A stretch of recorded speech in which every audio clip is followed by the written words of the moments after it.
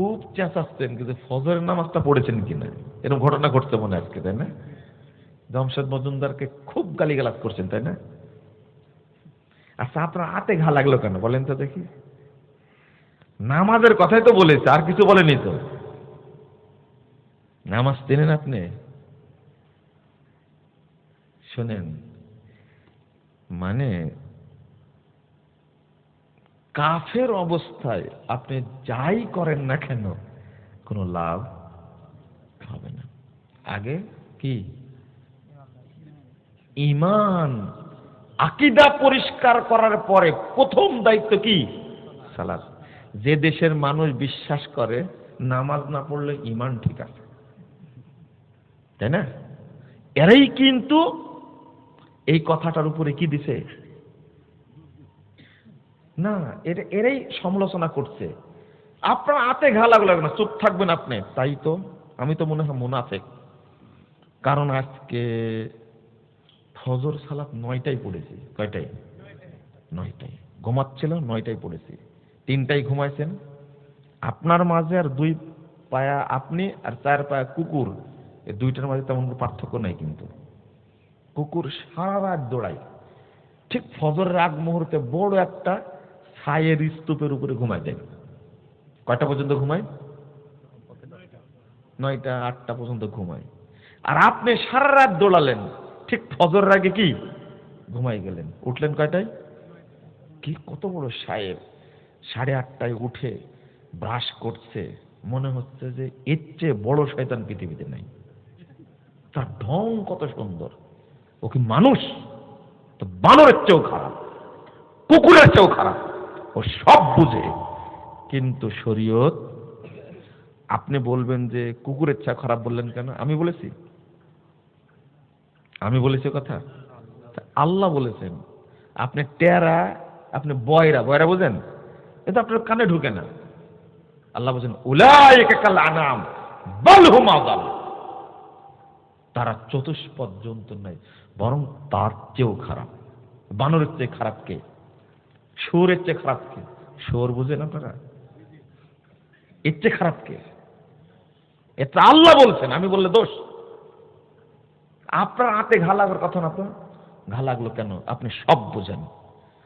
ছোট ভাই ফজরের সালাতের আজান হয়েছে, ডাকছে বড় ভাইকে, ভাই ওঠো, আজান হয়ে সালাত পড়তে যাই। দরজাটা খুলে বলছে যে তোমার নামাজ তুমি পড়ো, আমার ঘুমের ডিস্টার্ব করবো কেন? আমার কবরে তুমি যাবা? যে জবাবটা দিলে, খেয়াল করেন কথাটা, তোমার নামাজ তুমি পড়ো, ঘুমের ডিস্টার্ব করো কেন? আমার কবরে তুমি যাবা?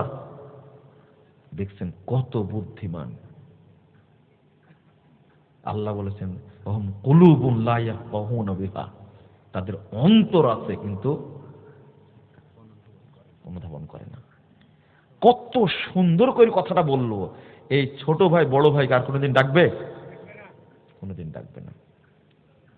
চলেন, যে জায়গায় গেছিলাম, আপনি যখন বললাম না কথা, আপনারাই হলেন মূল কারিগর সমাজ পরিবর্তনের।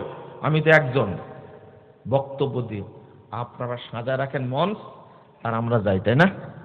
কাজ নাই, বক্তব্য সে চলে যাব। এই প্রোগ্রাম আয়োজন করতে টাকা খরচ হয়েছে, পরিশ্রম লাগছে, অনেক মানুষকে বলতে হয়েছে, এই গুছায়া গুছায়া গুছায় এই লোকগুলো আসছে, তাই না? এখানে আমার কোনো অবদান নাই, সব অবদান আপনাদের। এই আসছেন, এই জন্য আমি দোয়া করি, মাঝে মাঝে অনেক সময় বলি, আল্লাহ তুমি আমাদেরকে একসঙ্গে জান্নাতুল ফেরদাউসে রাখো, এই দোয়াটা করি। কারণ আপনারা হলেন সমাজের মূল শক্তি। আমাদের তো সব চেঞ্জ করা লাগবে, সব পরিবর্তন করতে হবে। কেন তৈরি হলো, কেন বলে না? একটা কথার উত্তর বাংলাদেশের আহলে হাদিস আলেম ছাড়া কেউ দিবে না। অথচ এই উত্তরটা যদি মুসলিম দাবি করে কেউ, তাকে উত্তরটা দিতেই হবে। সেটা কি? আইন আল্লাহ, আল্লাহ কোথায়? আপনারা বলেন আল্লাহ, আপনারা বলেন তো আল্লাহ কোথায়? সবাই একমত?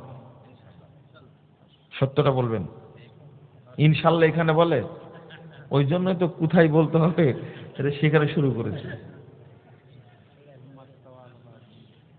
সবাই বলেন তো আল্লাহ কোথায়? শোনেন শোনেন, এইটা যদি বলতে না পারেন আপনি, তাহলে আপনি কিন্তু মুসলমান না, আপনি মুসলিম না। মুসলিম না বলাটাও খারাপ হয়ে গেল, বলতে হবে কাফের। যদি কেউ বলতে না পারে আল্লাহ কোথায়, সে কি? কাফের। ইমাম আবু হানিফা বলছেন, যদি কেউ বলে আল্লাহ আসমানে না কোথায় আমি জানি না, ওই ব্যক্তি কাফের। ইমাম আবু হানিফা রাহিমাহুল্লাহ বলছেন এটা। আগে বলতে জানতে হবে আল্লাহ কোথায়। আহলে হাদিস ব্যতীত, সালাফি ব্যতীত এই কথার উত্তর কোন দল, কোন আলেম বাংলাদেশে বলার সাহস রাখে না। আমি চ্যালেঞ্জ করলাম। আর যে ইমাম বলতে পারবে না এটা, তার পিছনে নামাজ হবে না, কিয়ামত পর্যন্ত নামাজ পড়ে নামাজ হবে না। কিন্তু বুঝবেন না মনে হয় কথাটা, তাই না? খালি বলে দেখেন, আচ্ছা হুজুর আল্লাহ কোথায় বলেন তো দেখে, ওর মুখ কালো হয়ে যাবে। আর কোনো প্রশ্ন নাই, এটাই প্রশ্ন করতে হবে। আচ্ছা এই প্রশ্নটা কি কড়া প্রশ্ন? শোনেন, আপনারা একজন আলেমকে চিনেন, প্রখ্যাত মুফাসসিরে কোরআন আল্লামা দেলোয়ার হোসেন সাঈদী রাহিমাহুল্লাহ। দেখেন আমি বললাম কি রাহিমাহুল্লাহ, ওরা কি বলবে জানেন? মরহুম দেলোয়ার হোসেন সাঈদী। মরহুম বলা কেন বলা যাবে না জানেন? এটাও সুফিদের শব্দ। আমি বললাম আল্লাহ তার উপরে রহম করুন, দোয়া হলো না? আর মরহুম মানে কি? রহম, রহম করা হয়েছে, রহম প্রাপ্ত, রহম প্রাপ্ত। কেন তোমাকে কামড়ায় রহিমাহুল্লাহ বলতে বলবেন না? মগফুর, মগফুর বলেন না, কথা বলেন না, মাগফুর। আমরা বলবো গফরাল্লাহু লাহু, আল্লাহ তাকে ক্ষমা করে দিক, তাই না? আপনি বলবেন কি মাগফুর। কত পার্থক্য! আর এইগুলো বলাটাই হলো আমার কি অপরাধ। কই আপনার সাহস থাকলে মাজা বেঁধে বলেন না কেন? মাগফুর বলা ঠিক আছে, বলেন তো দেখি আপনার সাহস আছে কিনা। আমি জানি আপনার গলাবাজি মামলার গালি ছাড়া আপনার কাছে কোনো থলেতে কোনো কিছু নাই।